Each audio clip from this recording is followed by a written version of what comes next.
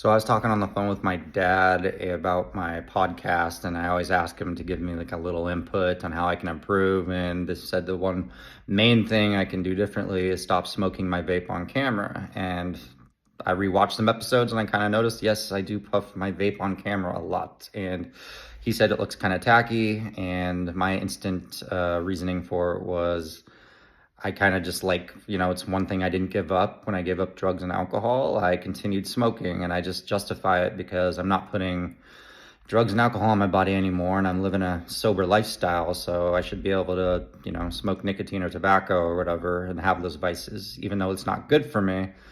I still plan to try to quit it someday, but like right now, early in my sobriety, it's necessary. And I'm sure it's like that for a lot of people, especially early in recovery, to still have vices and, things that help you escape that maybe aren't the best thing in the world, but it's necessary to, keep your head in a good place while you're in the process of quitting. And I'm gonna be at 1 year in about 7 days, and I'm gonna make a point in my year 2 of sobriety to cut back on vaping and hopefully quit by the end of year 2. But, in the meantime, I've realized it's been necessary.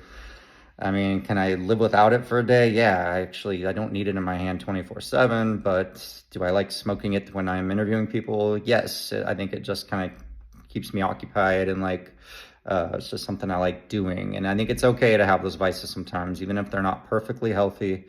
It's always good, because another one of my vices is going to the gym. And I know that's a pretty popular one for people in recovery. So whatever works for us and keeps us sober, even if it's not always perfect, I think it's okay. So I'm not sure how anybody else feels about that, but that's my thoughts on it.